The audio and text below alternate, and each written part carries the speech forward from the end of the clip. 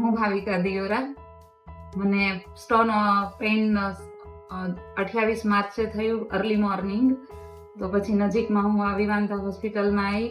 Pain ફૂલ હતું, sonography આ તે બધું કમ્પ્લીટ કર્યું, બટ મને અહીંયા મોટા વરાછામાં નજીકમાં ખબર પડી કે આ હોસ્પિટલ અહીંયા છે, એટલે મેં અહીંયા સારવાર માટે આવી ગઈ.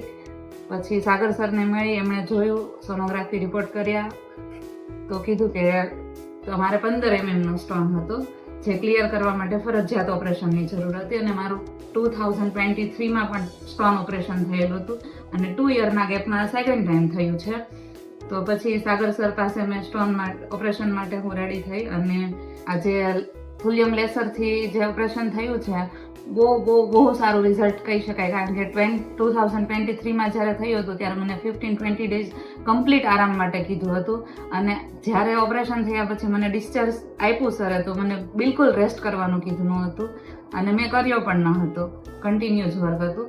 અને સ્ટેન્ટ રિમૂવ કરાવી નાખ્યું છે, 1 મંથ થયું છે. તો પણ બિલકુલ તમારા બોડીમાં સ્ટેન્ટ છે એવું તમને ફીલ પણ મને નથી થયું. એટલું સારું ઓપરેશન થયું છે. અને બાકીની વાત કરું તો અહીંયાનો સ્ટાફ બી બહુ સરસ છે, કોઓપરેટ ફૂલ કરે છે.